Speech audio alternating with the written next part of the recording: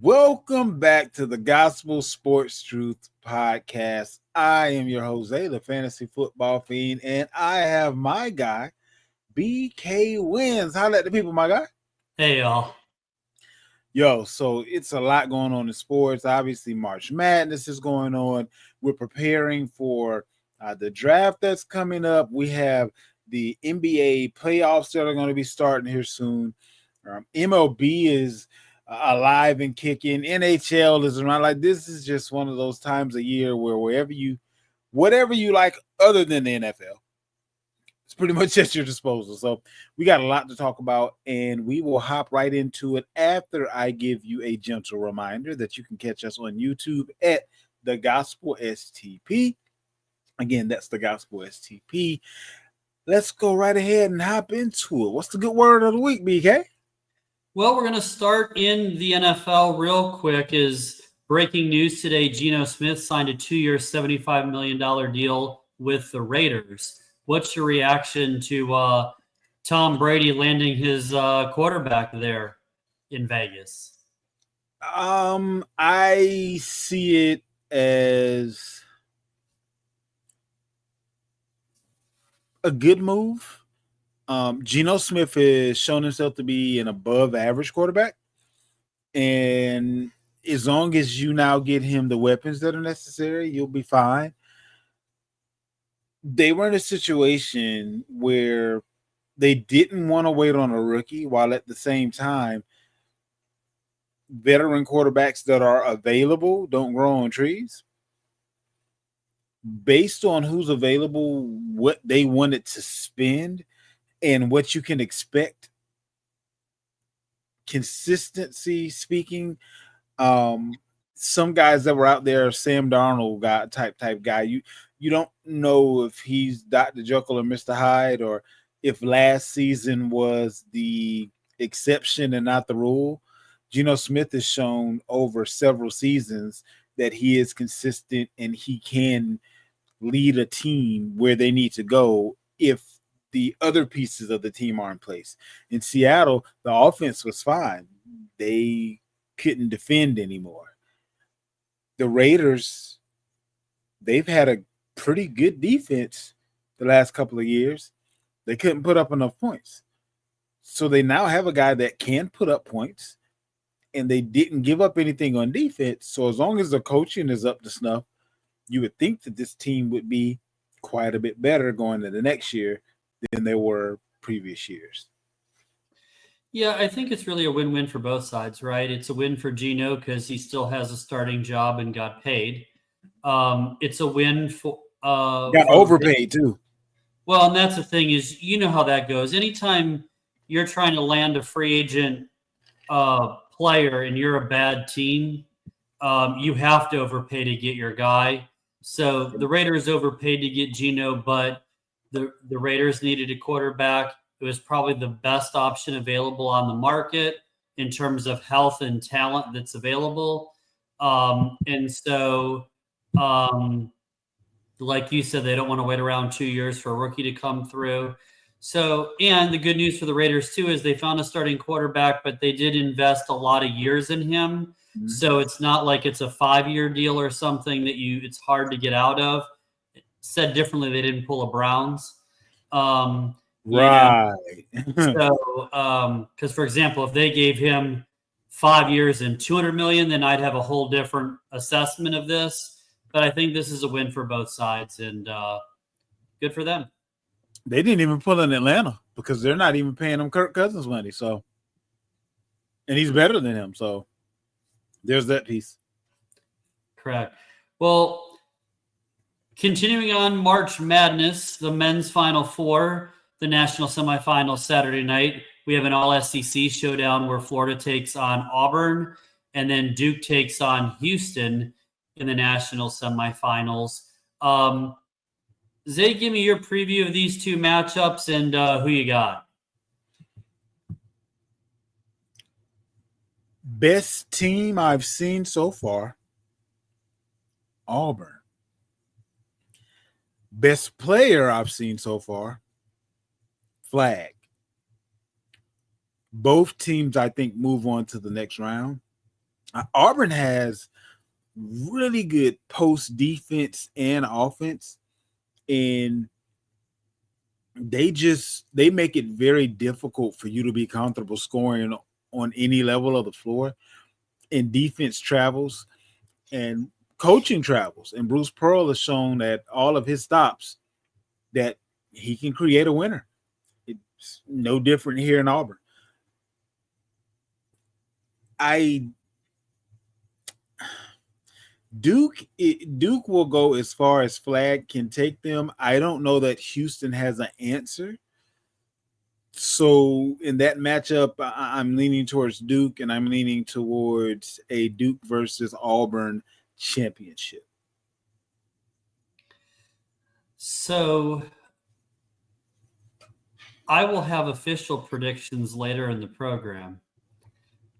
But what I will say is, from a preview standpoint, Duke in Houston to me is the more interesting semifinal because it's a contrast of style. Houston typically doesn't give up more than 50 some points a game. Duke is routinely putting up over 85 points. There's, if it's not Flag, it's Proctor. They got other weapons. They got a lot of people that can score on Duke. Both teams are very well coached in Shire and, of course, Calvin Sampson. They're both terrific head coaches. In the Florida Auburn matchup earlier in the season, Florida raced to a 21-point lead and held on to win by 9. Again, that was a while back, so I can't say what happened then will happen now. These teams are at a different place. Quite frankly, they're both playing a lot better than they were playing then. And so it'll be interesting to see who comes out on top. And of course, as I mentioned before, don't worry, good people. I'm not taking a cop out. I'm just saving the picks for the best bets.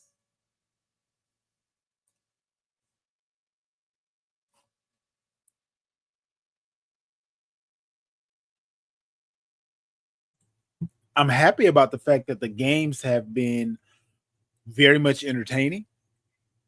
I'm sort of sad about the fact that we don't have any mid-major Cinderella type situations going like this. The carriage has turned into pumpkins real quick this year. I don't know that I've seen that happen where it went chalk like all the way through. Like we have 4 number ones, so that's and matters of fact, don't we have? I'm pretty sure we have 4 number ones on the ladies' side too, if I'm not mistaken. There's one exception. Who was the one that? UConn. UConn was a 2. Okay, that makes sense because in my mind, UConn should have been a number 1. So, yeah, agreed. Right. But yeah, and let's segue on over to the women's Final Four. You have South Carolina going up against Texas, and you have UConn going up against UCLA. Picks, previews. What you got for me, buddy? So in the South Carolina-Texas game, we'll talk about that a little bit later as well. But I will tell you that in the UConn-UCLA match, the Huskies have covered, I think, somewhere between 8 and 10 in a row. While Lauren Betts is a superstar for UCLA, one of the 3 best players in women's basketball, Juju Watkins, Paige Beckers, and Lauren Betts, I think, are the 3 best in some particular order. I think, to me, Watkins is the best player, Beckers being second and Betts third, but they're finalists for the Player of the Year. The difference, though, is UConn has so many weapons to score the ball. It starts with Becker. She can score, and I don't say this often in the women's game, but she scored 31 one night and 40 the next, and it looked like easy 40. Like she wasn't jacking up 50 shots to do it. It just was in the flow of the offense, not forcing shots. She just kind of took the shots that she had and just scored so easily from all over the floor. They They also have AZ Fudd, who struggled mightily in the last match in the semis against Southern Cal, but they're and then of course Sarah Strong was definitely lived up to her name. She was very strong in that match with another double-double. I just think UConn has the better depth. They have the coaching advantage with the GOAT Gina Oriema. They have the experience. UCLA, they're the one team that's not used to being here. They haven't been here in forever, so they don't have the experience. They don't have as talented a team. Don't get me wrong; they're very good. But I like UConn to get it done. They'll go to the championship game to try to get Beckers her elusive title before she heads to the pros. In the South Carolina Texas, what's weird is this is the fourth time we've seen this game, right? So in the bookends of this, South Carolina drilled them. They drilled them in Columbia. They drilled them in the SEC tournament game. They lost a tough one at Texas and Austin that broke their SEC winning streak. I think was like 55 games when they lost. And it was only because they didn't make a field goal the last 4 minutes and lost by 4. Texas plays elite defense. In fact, I don't know that there's a better defensive team in women's college basketball, but they have one big problem. They can't score. And it's going to be – and South Carolina is terrific at playing defense. And I just think they're going to have a hard time scoring against the Lady Gamecocks in that matchup. But what do you think about these matches? So I'll start with the South Carolina versus Texas matchup. South Carolina is the most athletic team. They're also the deepest team. But the issue is they've had issues guarding the post. Chloe Kidd is phenomenal scorer. She's a willing defender, but not a great defender. Fagan is also she's a putback kind of a scorer that they're not really going to drop too many plays for her. But if either one of them get into foul trouble, the issue is the one place Texas scores the most is in the paint. And the one place South Carolina has the most problems defending, considering they can chase you around the entire court, is the post. If Kitts or Fagan, either one, get into foul trouble, that also was one of the main issues that went down when they lost in Texas. So they have a center there that is able to, with consistency, score the ball. But I still see South Carolina coming out on top. Now, here's the thing. For selfish reasons, I'm glad the brackets worked out the way they did. Because I agree with you. UConn is more likely to be able to beat UCLA. But when you have the best post player in the game on UCLA being Betts, and the deficiency in the post for South Carolina, I didn't necessarily want to see that matchup. That would be the most difficult matchup from a fan perspective. So if South Carolina goes up against UCLA, I think they have a much tougher time winning the championship than if they went up against UConn.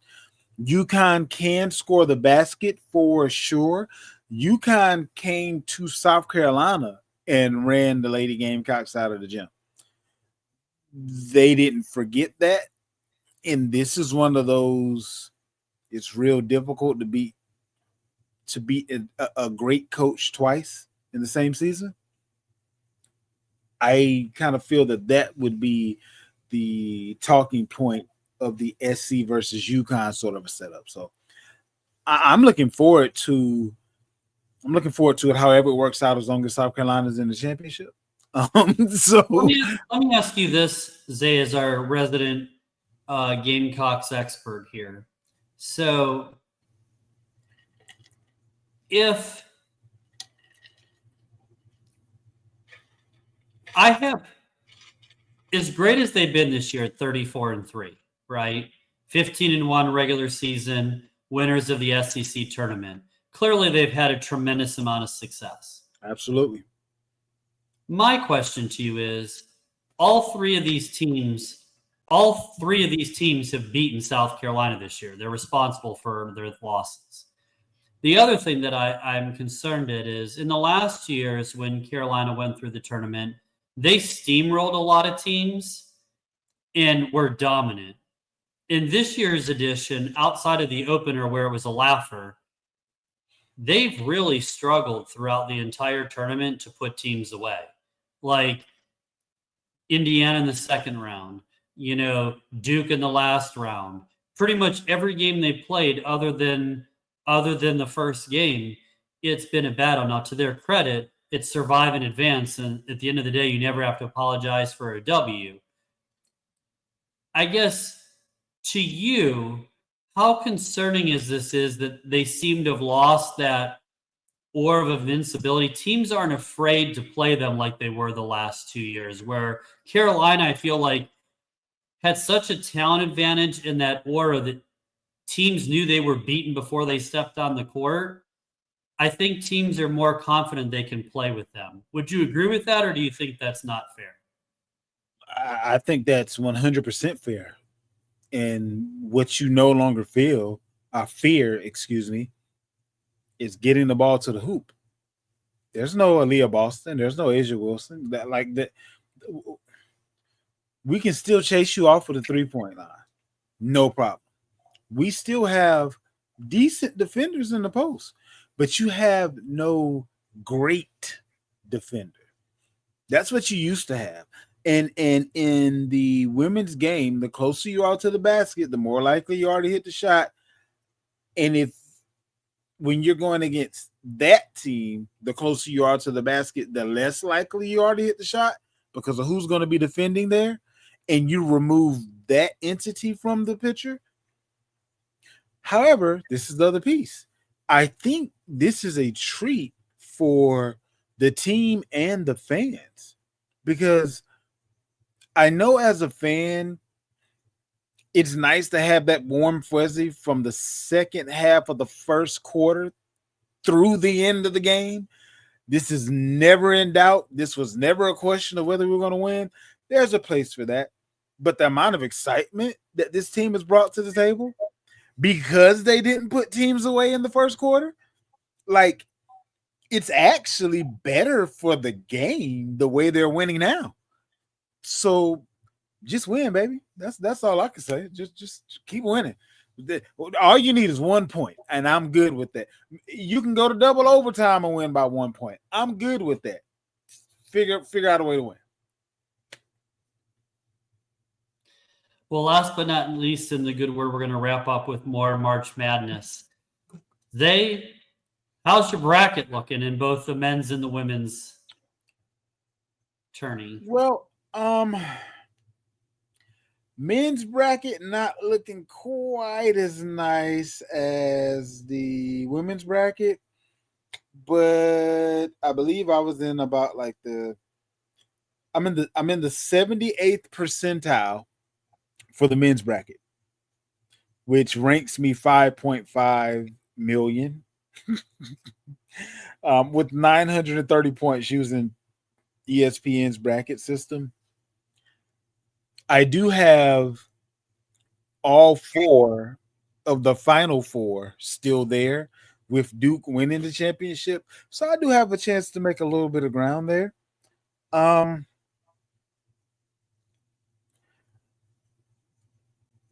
With the women's bracket, 89th percentile. I was at 99th for a minute there, but my bracket, along with many other people's, was kind of upset a little bit when Juju went down because wasn't no way USC was about to beat UConn without Juju. So that's just, but there I still have South Carolina.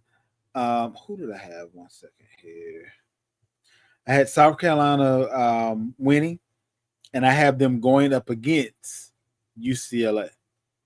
So we'll see how that pans out. I just really feel like to go ahead and move on over to I wanted to just explain something real quick as far as that UConn UCLA matchup. I don't, although UConn can score from everywhere, I don't know that they can get the ball to the hoop with regularity with Betts in the middle there. Like a good bit of the way they're or the way they're scoring is in the post. Um, it's getting those easy layups off of those beautiful plays that they run. I don't know that you're gonna get as many of those as you used to with that young lady guarding the paint. So I still like my picks, although UConn has been playing excellent ball, and I, again, for selfish reasons, I kind of hope my pick is incorrect because I don't want South Carolina to have to go up against UCLA in the finals. Yeah. So for the bracket, you and I had the same four for the men's: Florida, Auburn, um, Houston, and Duke. We talked before the tournament, and you asked me, and I know my dad asked me, and some other really good friends asked me, BK, who are the three best teams? And I told you all before the tournament, the three best teams in no particular order were Duke, Florida, and Houston. I've seen nothing to change my mind, not to discredit Auburn, who's been terrific as well. But the three teams I told you are in the Final Four. And so um, the fourth team that I said to be on the radar for, Bama, lost, in the Elite Eight to Duke, right? So, and there's no shame to losing to this Duke team. They're really great. No, not at all. So, and the thing, just a quick thing on Duke, because this is one of the rare times I'm going to say something positive about that color blue. But I hope people out there don't just get caught up with the greatness of Cooper Flag, and they recognize just how good the support pieces are to Duke, the Proctors, I'm going to probably mess up his last name, but the Keneally, like they have players that can play really well and score. It's not just Cooper Flag. Don't get me wrong. He's the leader in the clubhouse and the superstar, but it's not just him. It's like the UConn girls team. It's not just Paige, right? But if Paige don't have a good game, good luck winning. Correct. Like so, it's a similar setup, if you will. That's it. That's spot on. That's very true. But obviously, with my best bets, they will line up with my predictions for the semifinals. So I will leave that be for the moment. On the women's side, I'll tell you I hit 7 of the Elite 8. The one miss was I had Notre Dame beating TCU. I didn't bet on the game, but they were a 7.5 point favorite and lost to TCU despite being the 3 versus 2. I just thought that TCU wouldn't be able to deal with the backcourt of Notre Dame. But give TCU credit, the Horned Frogs, they played terrific. Carolina, UConn, UCLA, and Texas were my Final Four teams. Mm-hmm. I had UConn beating Southern Cal, not knowing that Watkins would get hurt, but UConn beat them badly, I think, last year in the tournament. And I just think this team is really, really motivated and a dangerous team, the Huskies. Like I wouldn't want to play them. I'll just say that. They're the one team in this tournament that I wouldn't want to play. I'm not saying they're a lock. I'm not saying that South Carolina or Texas or UCLA aren't great. All of these teams are great and deserving. I just think the Huskies are the most dangerous team because they have multiple players who can go nuts and go for 30. And that other teams can do that. I do have UConn going to the national title game. I have them beating UCLA. The other game you'll hear about a little bit later.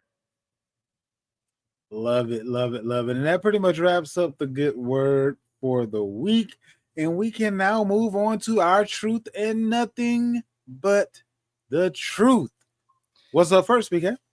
Well, Zay, a little break from the madness, a little NFL, or maybe more madness. Of course, in this case, it's the NFL gridiron and some offseason rule changes. So, two of note, one in overtime. Both teams will now get the ball in the regular season, no matter what.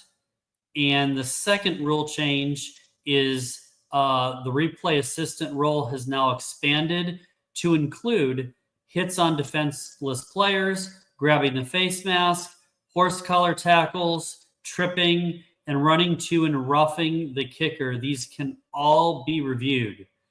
One quick note on the overtime. The rules, they debated going from 10 minutes to 15 minutes in overtime, like it used to be.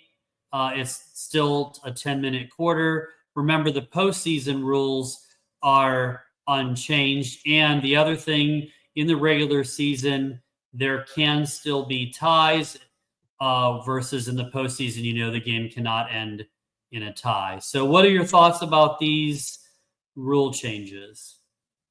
They almost got it right. I don't see a reason for there to be a difference in regular season and postseason rules. Like, the game is the game. Let the rules be the rules. Like, the time of year or what's at stake or whatever the case may be shouldn't determine the rules. I shouldn't play 18 weeks of football, 17 games, and then say, "Oh, wait, by the way, the rules change next week." Like, it doesn't make sense. Everything else, awesome. Like, use replay to check everything. What's the point of it if you're not going to use it? Like, if you think you may be wrong, correct it. Just don't hold up the game on every play because you're trying to verify something. But I mean, if it's just if the ref called it, if it's just a if the ref called it type of situation, that's a little bit different. No, I agree. I think the big thing that bothers me about the overtime rule is, to quote Herm Edwards, you play to win the game, right? Why are we playing?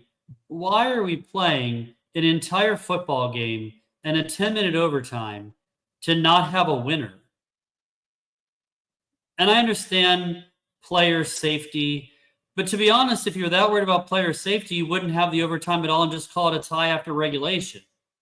So the fact that we're having an overtime tells me that we, quite frankly, should have a winner. It's the one thing I like, expanding the replay to include other things. My only concern, of course, is my usual sarcastic jadedness to this, which is, are we going to actually review it and get it right? Or are we going to just review it and still screw up the call? Because that's what seems to happen half the time. So if we can get the call right, great. If not, then this is just much ado about nothing. I completely agree. Yeah, not much of a change at all.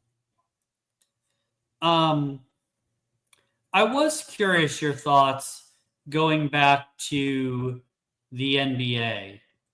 Um, I know we've talked in different shows about the declining ratings in the association.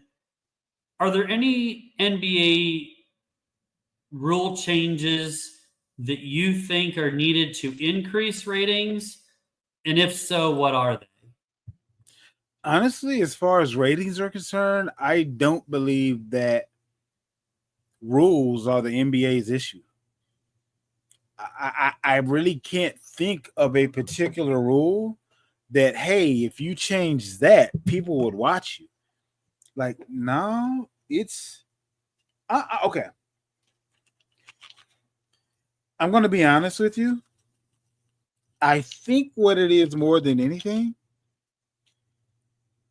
your average fan has come to the point where, in their mind's eye, LeBron has done all he's going to do, or all they're going to give him credit for, and they still don't know who his replacement is. LeBron is doing the NBA a favor right now by continuing to play, because although we have stars, we don't have that guy. Who's the next guy? We got a bunch of guys, but when Jordan was done, we knew Kobe was the next guy. Before Kobe was done, we knew LeBron was the next guy. Who's the next guy? That you have to have a guy in the NBA. We don't right now. We have several guys that we want to anoint as being the guy because we know we need a guy, but most of them ain't that guy.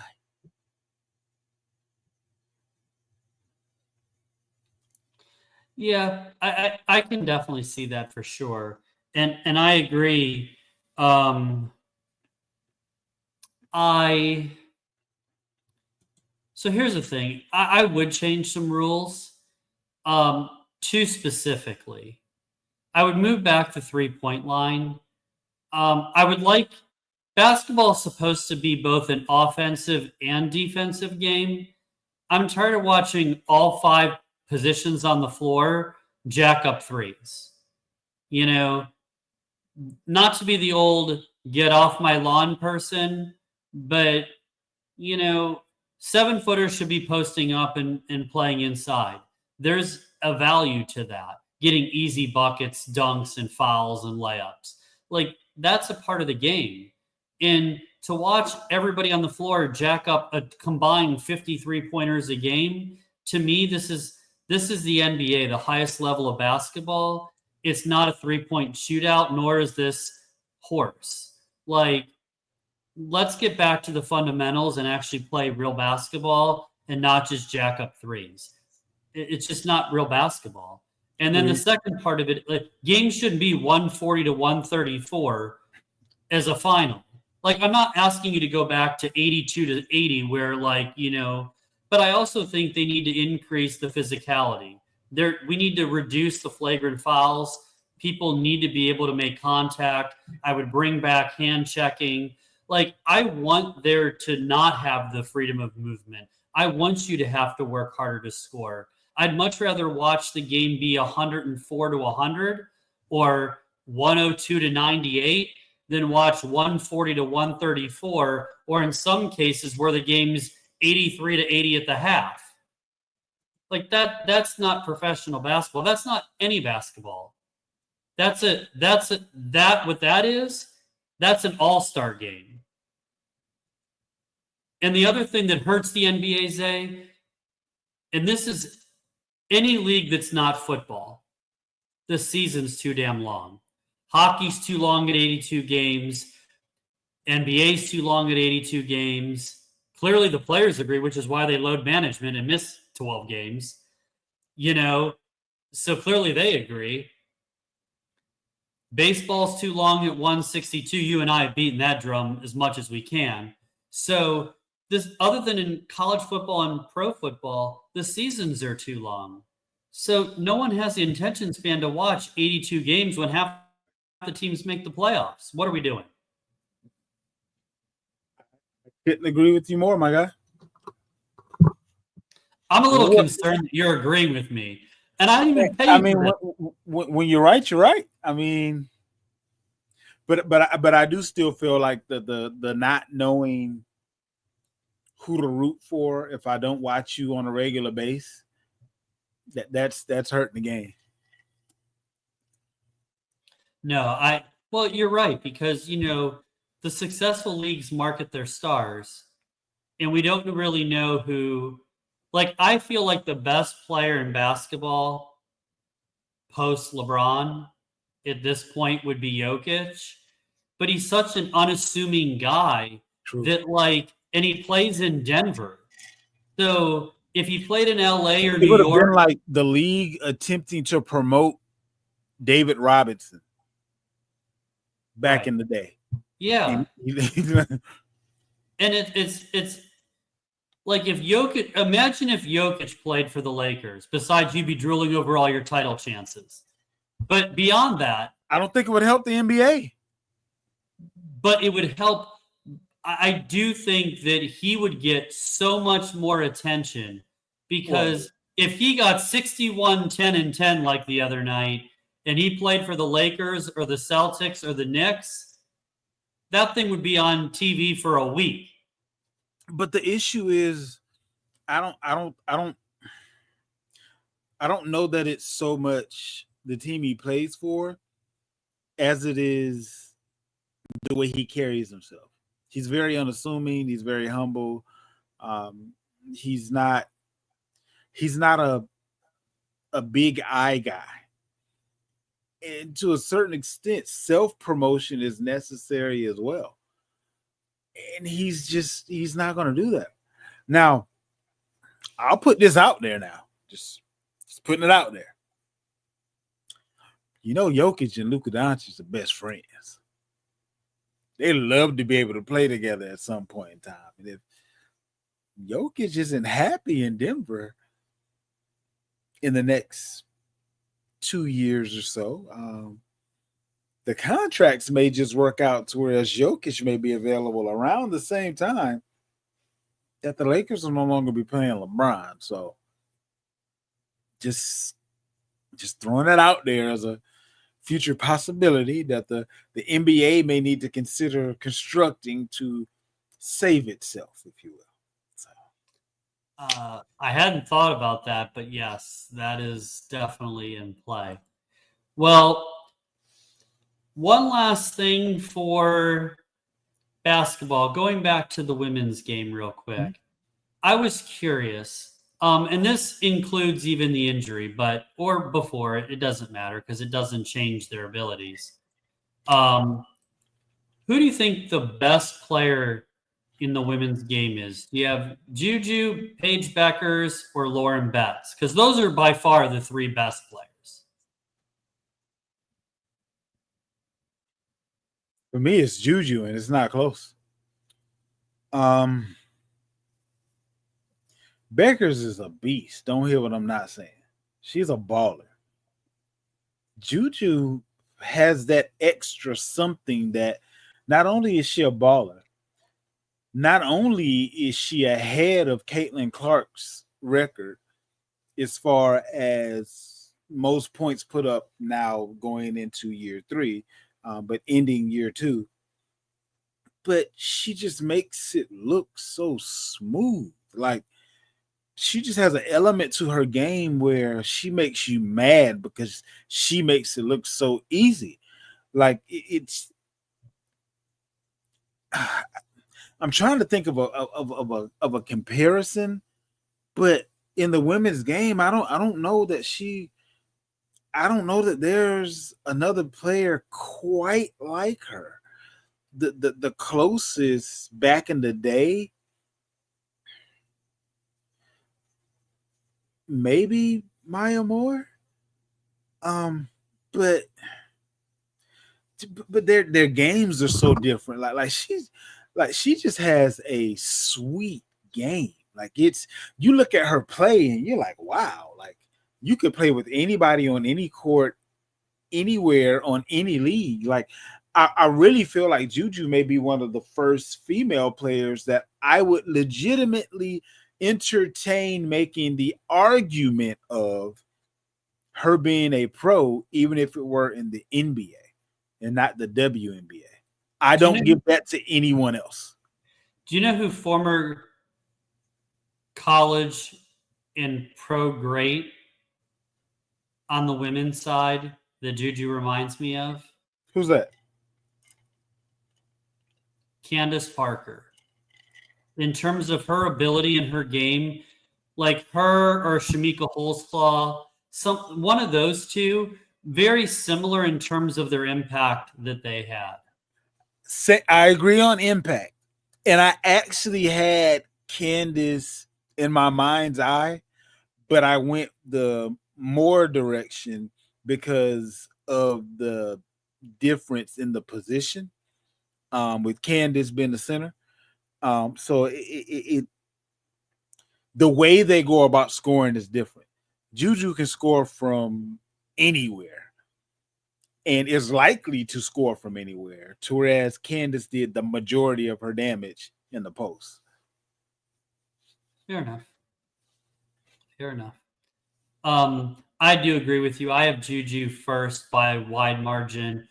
I have Paige Becker second, and I honestly have Betts third and a distant third.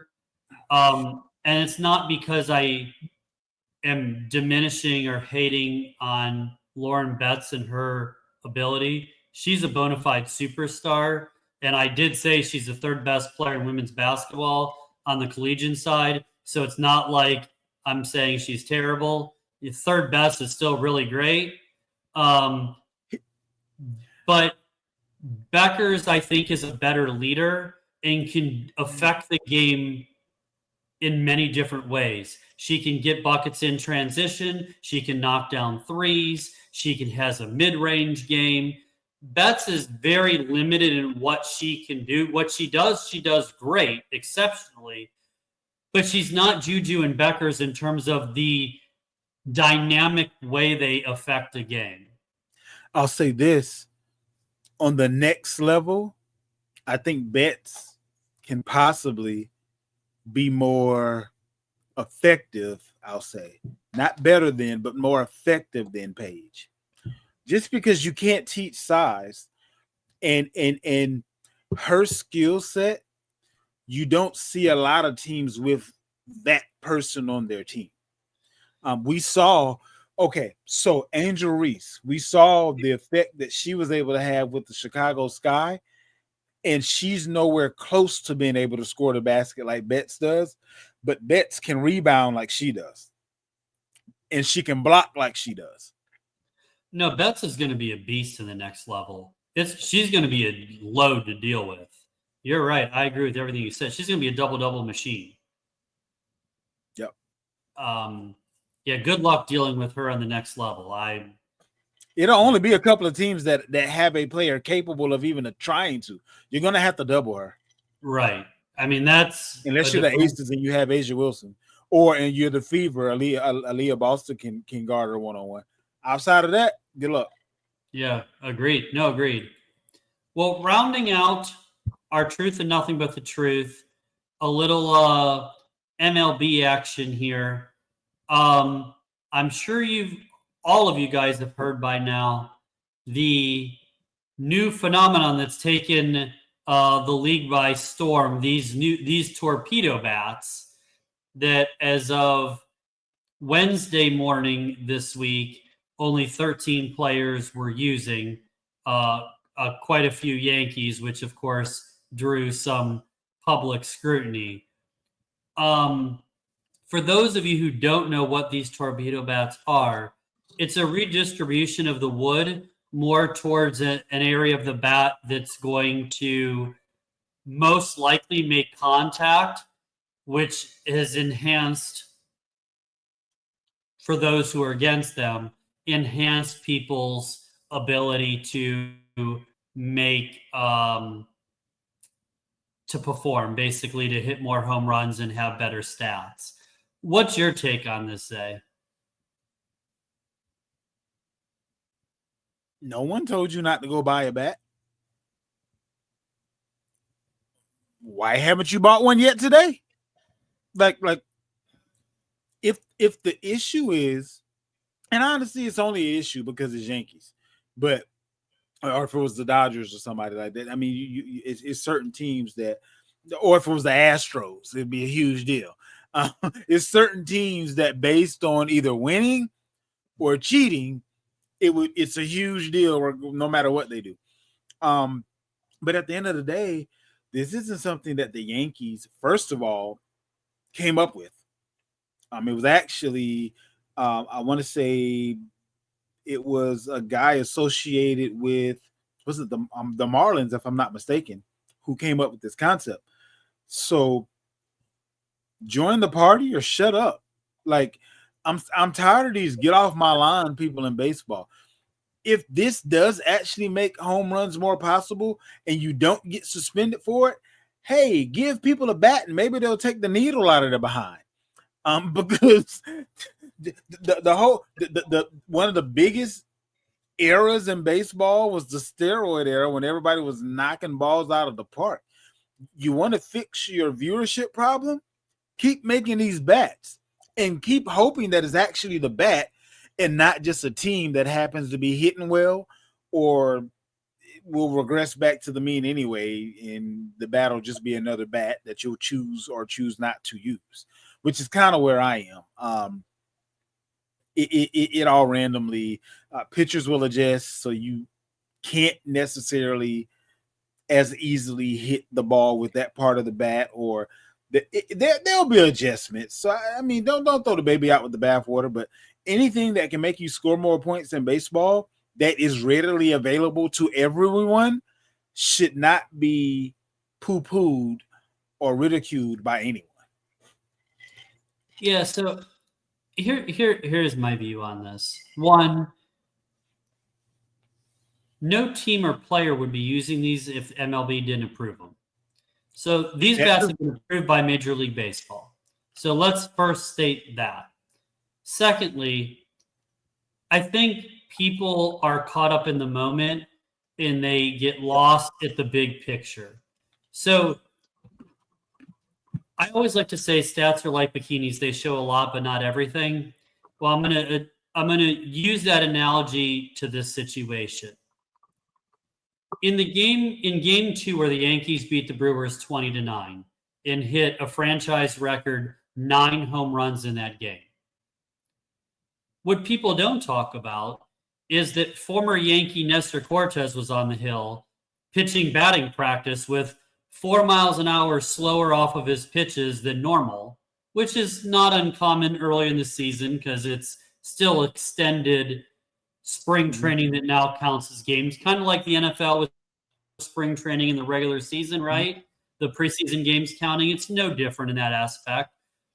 Cortez didn't, have his stuff. He got lit up. The Yankees were familiar with him. But in either case, Austin Wells has power. Bellinger has power. Aaron Judge, you might have heard of him. He has some pop in his bat. By the way, he wasn't using that bat and homered 3 times and just missed 2 more home runs. One went to the track and one went off the wall. So he could have very easily had 5 of them, and he wasn't even using the bat. So, but where Cortez didn't pitch well, the Yankees were on. By the way, it was unseasonably warm in the Bronx, 78 to 82 degrees in early April. And then on top of that, you had a 15-mile-an-hour wind blowing out on a porch where in left and right, it's easy to hit it out.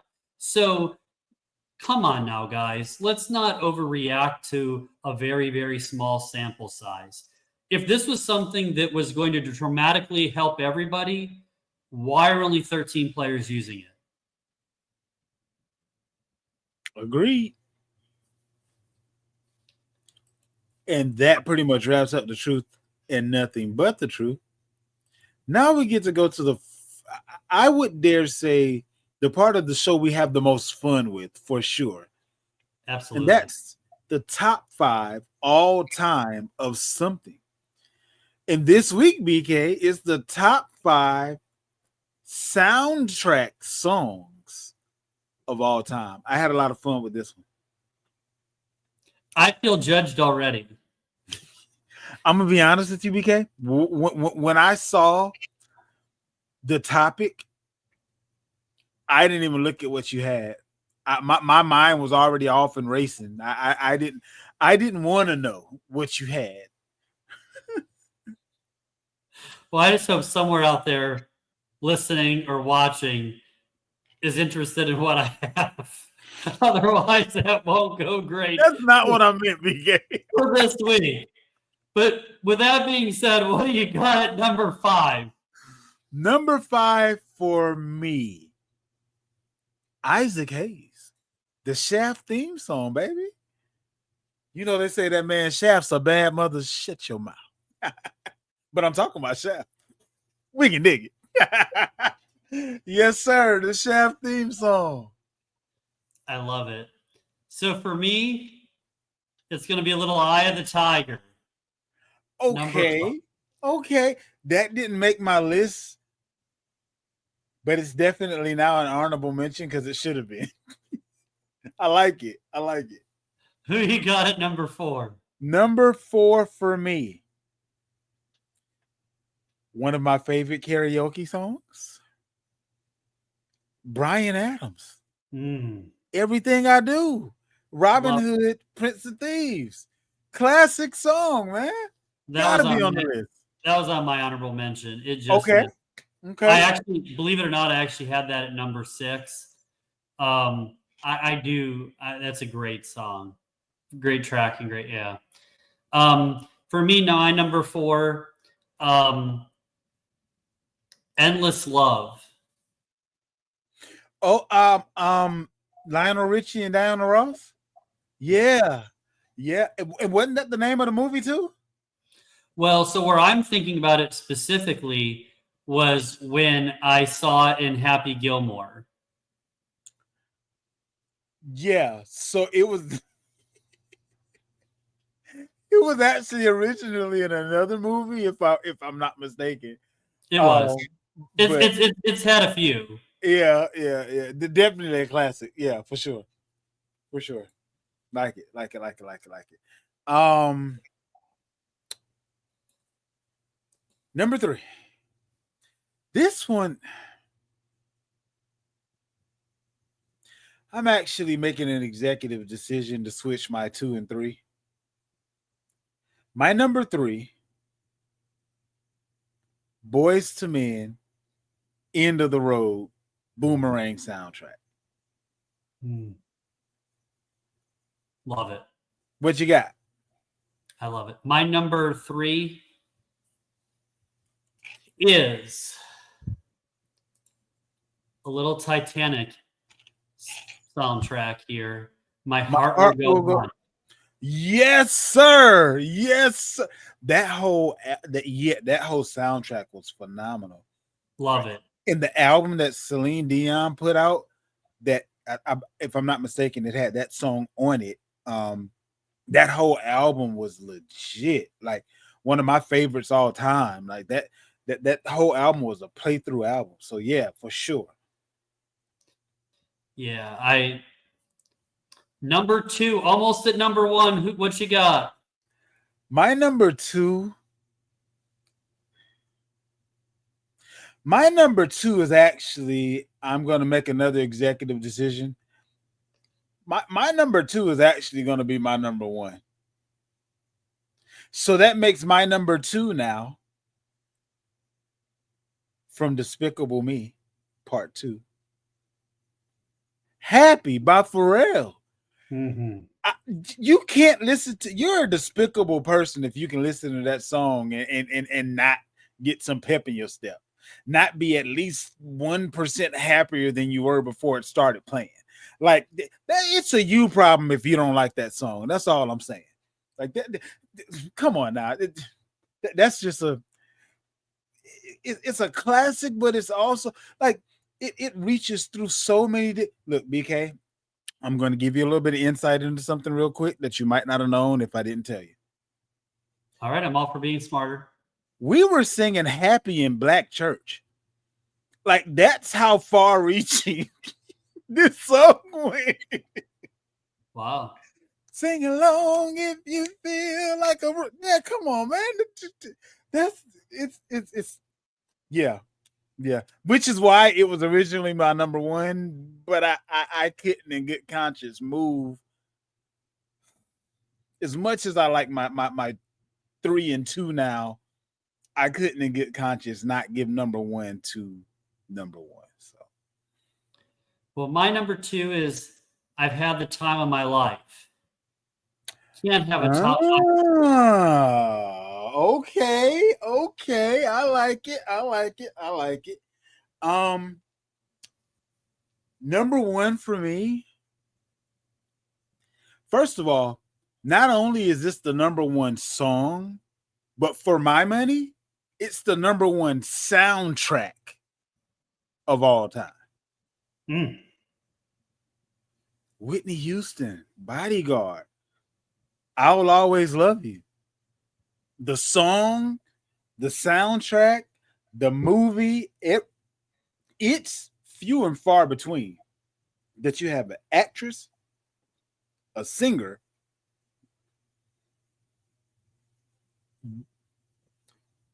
who's able to give you everything that you can ask for in a movie and give you everything that you can ask for in an album at the same time. That hasn't happened very often. Maybe a Michael Jackson Moonwalker, Prince Purple Rain. Mhm. I can't really think of any other situations where the soundtrack, the singer, and the actor or actress just made everything work. And she did that. Now I am going to give an honorable mention to another Whitney Houston soundtrack, and that's the Waiting to Exhale soundtrack, which is actually another one of my favorite movie soundtracks of all time, and a really good movie too. So that's where I'm at.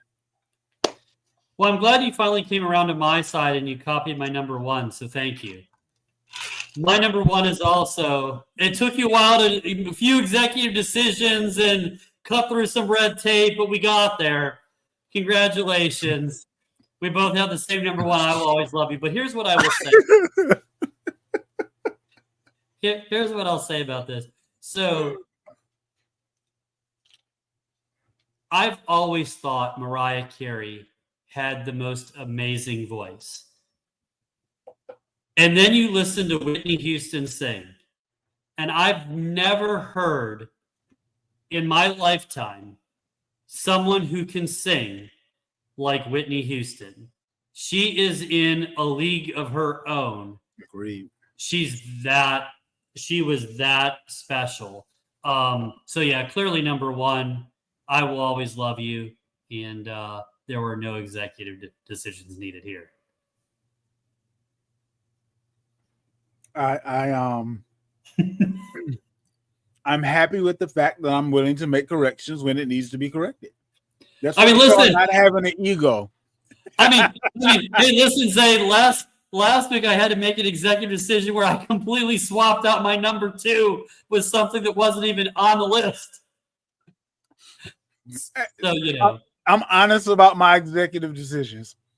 I love it. When you're right, you're right. When you're wrong, you're wrong. I had to make some needed changes, BK, and there's nothing wrong with that. Gotcha. End of the day, you got it right. And that's all that matters. It's kind of like how we feel about referees and replay. At the end of the day, just get it right. You have one job. Get it right.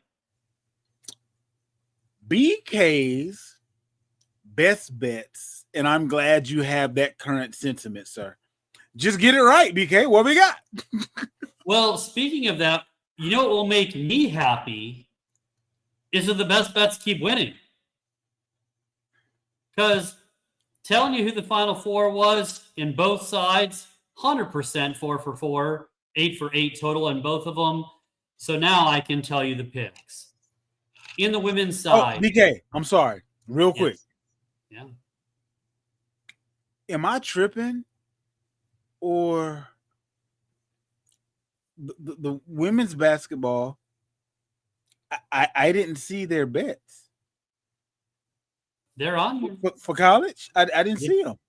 Yeah, I did a WBB and I gave a spread, and then MBB, which is the men's. No. I mean, for the site that you use regularly, I saw the men's tournament, and we use a site called Bet Online. So, but I didn't see any of the women's stuff. So I just wanted to make sure I see. Mea culpa. No, so I actually took it from DraftKings.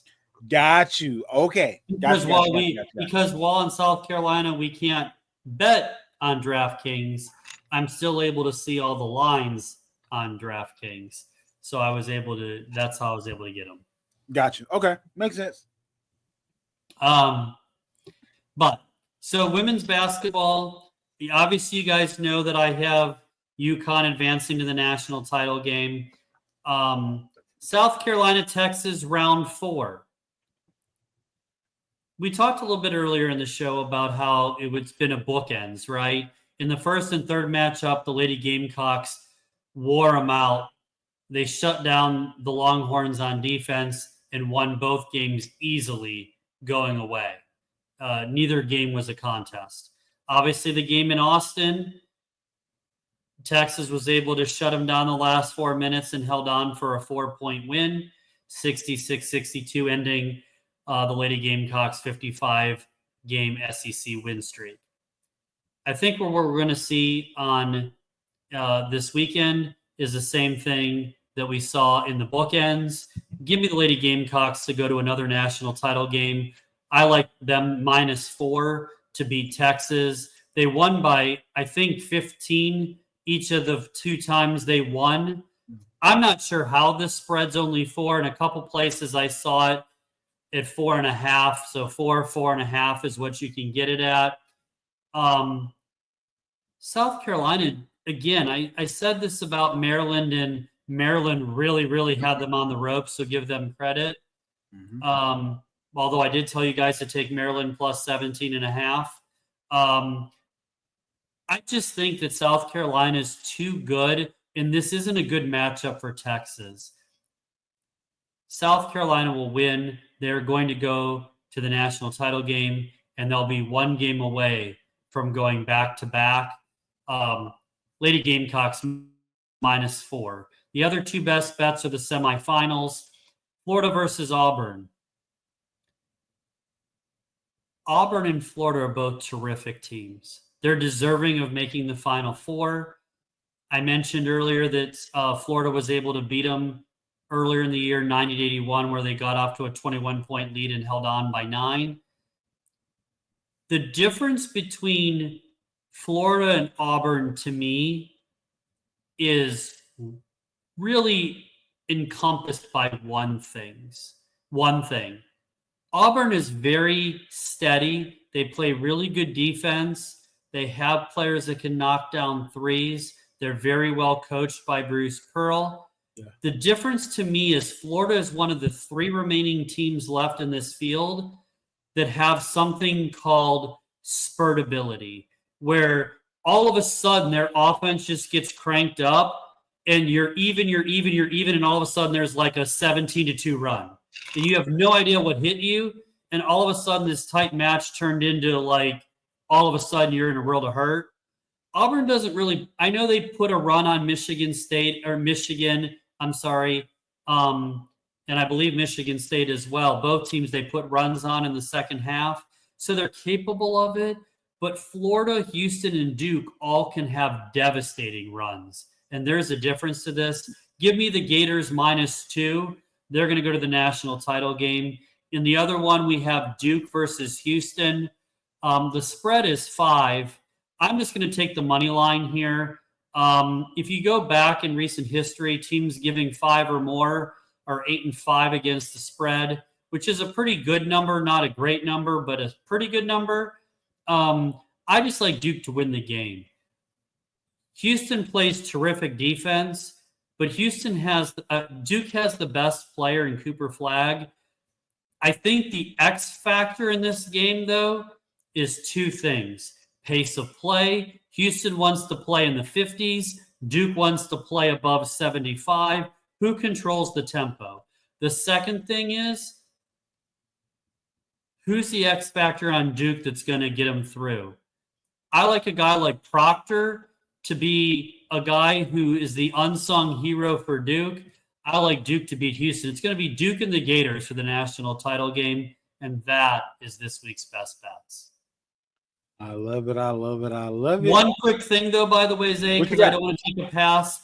I do want to at least give my predictions through the brackets because earlier I couldn't really do that. So real quick, I wanted to say I have Duke and Florida advancing the national title game, and I had Duke winning the national title game. Yes, I'm sorry, fellow Tar Heels. I'm sorry, but it's not my job to pick who I like. It's my job to give you who's going to win. Duke is going to get it done. They have the best player on the best team. As far as the women's, I know I'm probably not going to be able to travel too much in the state coming in the near future, but I do think the Huskies are a team on the mission. The Lady Gamecocks are terrific. They do have that revenge factor, and they have the depth. And Dawn Staley's a terrific coach. You've heard me laud her as a person and as a leader many times on this program. I always say she's an A plus plus plus coach, an even better person, if you can believe that. That's how great she is. I just like Gino, and Beckers. They're going to get it done. I like UConn and Duke to cut down the nets in the tournament. I don't mind you being wrong. That's okay. I'm used to So, it. I'm clearly picking with my heart, and I'm okay with that. But yeah. But no, it feels as if this is a South Carolina team that is on the precipice of greatness, and they're missing one person from the transfer portal, and she's coming. I don't know who she is yet, but she's coming. Everyone else knows what we saw. There'll be trust me when I tell you, there'll be somebody transferring in to play center or power forward from another squad that wants to sure. the championship. Dawn is a master of adjustments. You saw it during the season after the UConn loss. They've been a team on a tear. Coming into the tournament, obviously there's been some tough, close games in the tournament, but Coach Staley can recruit. She has a proven track record. She's absolutely the definition of greatness. And I can assure you she's aware of that and will make sure that's not a problem next year. You can bet on that too. Look, I'm just looking forward to a weekend of excellence. Like, this is going to be a great sports weekend. So looking forward to it, and looking forward to talking about it on next weekend. But for this week, we have one more thing to do. Can't miss weekly rants. For me, this one's going to be short, sweet, and simple. I wish, this is my sports fan pipe dream, if you will. I wish that sports, by and large, was just a little bit more complimentary of each other. And what I mean by that is, there's no reason why it can't be someone's job to coordinate things as such that the big guys don't devour the little guys, if you will. For instance, there's no reason that the South Carolina girls should be playing the same time that the NFL Sunday games are starting. Why? There are too many days in the week. There are too many times on that day. Why are we like, just set the thing up so that everyone has their own space and their own channel, so people don't have to pick and choose. There's 1,000 different TV channels. Like, we don't have to compete there. There are plenty of different time slots. We don't have to compete there. Let's just be a little bit more coordinated so that everyone can get their flowers and everyone can get the eyeballs on them that they deserve to have. You see that a lot with the NFL and NBA as well, until the NFL ends, and now pretty much all you have on Sunday is basketball. But there's no reason why they can't be coordinated better so that you don't have to pick and choose. And maybe that's a pipe dream or just a sports fan's wish, if you will. But I think that matters, because everyone who wants to watch is also a sports fan. So do better. What you got for us this week, BK?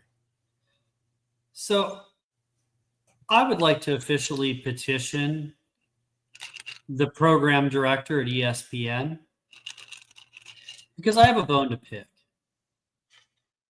And I know that some of you are going to say that I'm going to be very biased about this. And you know what? You're right, but you'll deal with it. Here's the deal. I'm tired of watching cornhole on national TV, on ESPN. I don't need to watch gymnastics on ESPN.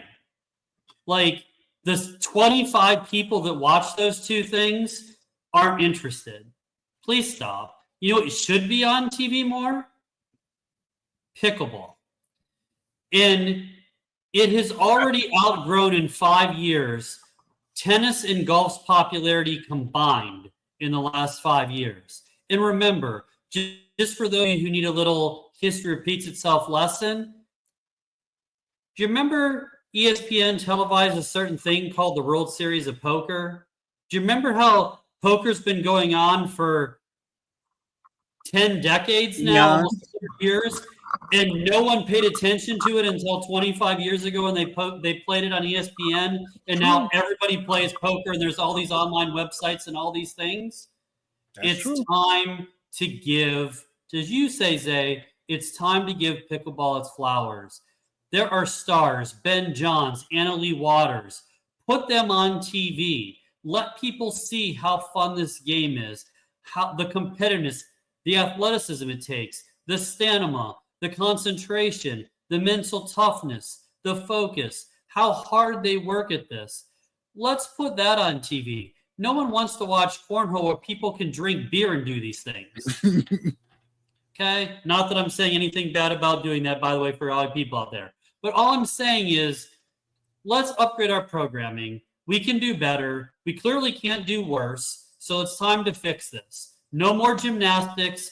No more cornhole. There's plenty of other things we can also take off as well. Pickleball needs to be in the rotation. You're welcome.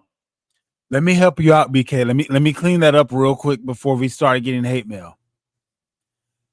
There's plenty of time slots for gymnastics, and well, we'll just stick with gymnastics. No one cares about those. But so, how about we don't need to see Sports Center 25 times a day? Like, there's room without having to take anything away. And we don't need a 24-hour news cycle on sports. There isn't that much happening. That's what's okay, BK. I haven't done this before on the show, but I was just inspired to do rant number 2. I love it. That's one of the biggest issues right now. Humble opinion. People having to make up stuff to be fake outraged about because there's a 24-hour news cycle for sports. Like, for what? There isn't that much going on in sports where you need to constantly update people 24/7. Like, we're creating rivalries that aren't there. We're creating animosity that isn't actually there. A lot of stuff is being created that could be bypassed if you just didn't need to fill a time slot. That's kind of what it's feeling like now.